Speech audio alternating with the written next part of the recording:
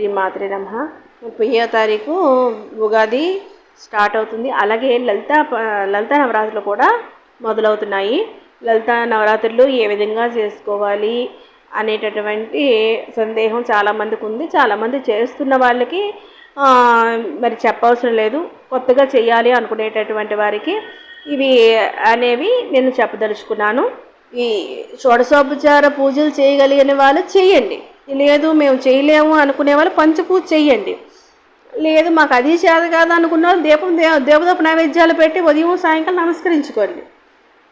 మీరు మరణాంతాయితిథి మంత్ర అని మీకు ఏమి రాకపోయినా మీకు ఓం నమ శివాయ అని కూడా చెప్పుకోవచ్చు. కానీ ఈ నవరాత్రి విధానంకి వచ్చేసరికి మటుకు మీరు పూర్తిగా ఫుల్ ఫ్లెడ్జ్డ్గా చేయాలి అనుకుంటే మటుకు మీరు ఏ పండుగకైనా ఇల్లు వాకిలి ఎలా శుభ్రపరుచుకుంటారో అలాగా ఇల్లు వాకిళ్ళు అన్ని శుభ్రపరుచుకొని అమ్మవారిని శుభ్రం చేసుకొని ఏదో మీకు తోచిన విధంగా అలంకరించుకొని మిగతా సామాగ్రి అంతా తెచ్చుకొని కలశం ఉన్న వాళ్ళు కలశం ఏర్పాటు చేసుకోండి. కలశం లేదు అనుకునే వాళ్ళు ఫోటో పెట్టుకోండి. ఉదయం సాయంకాలం కూడా మీరు పారాయణ చేసుకోండి. ఇంకా అంతే చెప్పబడింది. ఇంకా మీ ఇష్టం, మీ మనసు చెప్తుంది ఇది చేస్తే బాగుంది. అక్కడ నుంచి ఆవిడే మీ మనసులో దూరి అది చేస్తే బాగుంటుందేమో, ఇంకా అమ్మవారికి ఇంక ఈ రకంగా అలంకరణ చేస్తే బాగుంటుందేమో, లేదు ఈ రకంగా నైవేద్యం పెడితే బాగుంటుందేమో అని ఆలోచన కలగవచ్చు. చాలామంది ఏంటంటారంటే అమ్మవారికి ఈ నైవేద్యం పెట్టాలి ఆ నైవేద్యం పెట్టాలి. అదేం కాదండి. ఇది నైవేద్యం పెట్టాలి. మన మనసు తీసుకెళ్ళి అమ్మవారికి నైవేద్యం పెట్టాలి.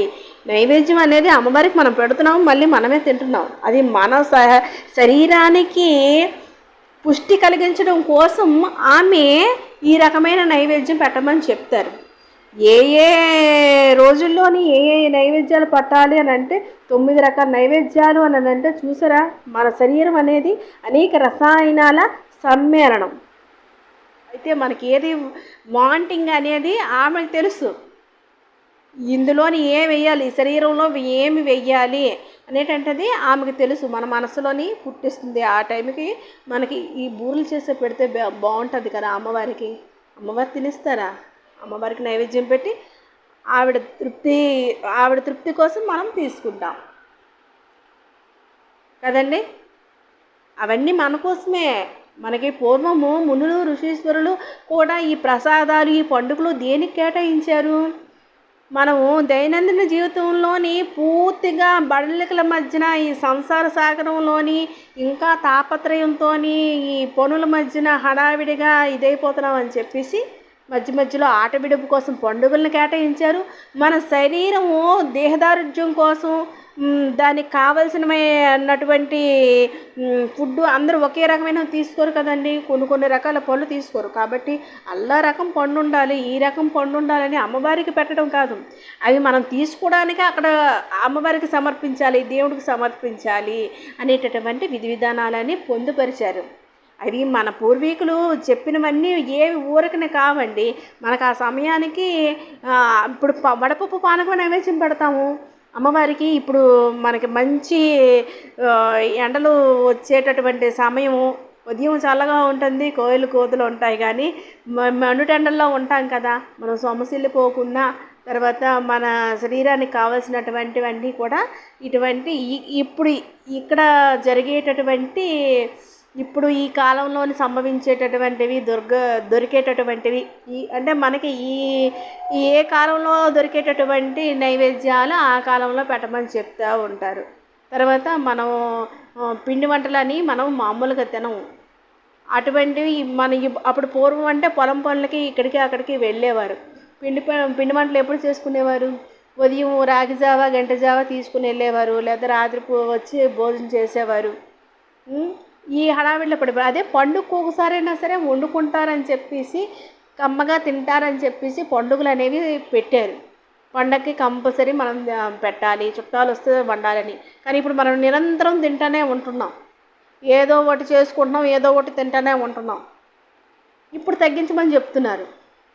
అప్పుడుకున్న పరిస్థితి బట్టి అప్పుడు చెప్పారు, ఇప్పుడుకున్న పరిస్థితి బట్టి ఇప్పుడు చెప్పారు. ఏదేమైనా సరే మనకి దొరికేటటువంటి ఫలాలు, పళ్ళు, కాయలు, తర్వాత ఆకుకూరలు, కాయగూరలు కూడా అన్నీ కూడా మనం తినాలి. తినడం ద్వారా మన శరీరానికి విటమిన్స్, మినరల్స్, తర్వాత కాల్షియము ఇవన్నీ కూడా మనకి దొరుకుతాయి, లభ్యమవుతాయి. అందుకని ఇవన్నీ కేటాయించారు. కాబట్టి మీరు ఏం చేస్తారంటే ఇదివరకు వండనటువంటి నైవేద్యాలు అమ్మవారికి ప్రసాదంగా పెట్టి మీరు స్వీకరించండి. అంతేగాని ప్రసాదం పెట్టి ఆళ్ళకి ఈళ్ళకి ఇచ్చేయడం కాదు, మీరు కూడా తినాలి. మీరు కూడా తినాలి. ఎక్కువ పెట్టేసి ఆళ్ళకి ఈళ్ళకి ఇచ్చేయకండి. అలాగని కొంచెం కొంచెం పెట్టకండి. ఏవో 2 పలుకులు అలా 2 కిస్మిస్ పాలు, 2 పంచదార పలుకులు కాదు. ఎందుకంటే మీరు ఉదయము లేస్తారు, తలస్నానం చేసుకొని, కొందరు తలస్నానాలు చేస్తారు, కొందరు తలస్నానాలు చేయరు. ఒక్కొక్కరు ఒక్కొక్క విధానం పాటిస్తారు. కానీ ఇప్పుడు ఈ పూజ చేసిన అన్నాలు కూడా మీరు ఉచ్చారణ మీరు చదువుతూ ఉంటారు, తర్వాత దీక్షలో ఉంటారు. కాబట్టి మీ శరీరానికి అవి అవసరం. కాబట్టి అమ్మవారు మీకు చెప్తారు, నీకు ఈ నైవేద్యం చేస్తే బాగుండు అని మీ మనసులో అనిపిస్తుంది. అదే అమ్మవారి కోరిక. మీ మనసే చెప్తుంది, ఎక్కడో లేదు అమ్మ మన మనసులో ఉంది. ఆమె చెప్తూ ఉంటుంది, ఇవాళ ఏ నైవేద్యం పెట్టాలి. యూట్యూబ్ చూడడం కాదు, మీ మనసుకి ఏమనిపిస్తుంది, మీ మదిలో ఏమనిపిస్తే అది పెట్టండి నైవేద్యం చేసి. అది మీరు స్వీకరించండి. అది స్వీకరించడం ద్వారా మీ ఆరోగ్యం బాగుపడుతుంది. మీ ఆరోగ్యం బాగుంటే మీరు మీ ఇంట్లో అన్ని కార్యక్రమాలు సజావుగా చేయగలుగుతారు. మీకు చిరాకు కోపం ఏమీ రాదు, ప్రశాంతంగా ఉంటుంది. ఇల్లు కూడా ప్రశాంతంగా ఉంటుంది. అవును కాదండి?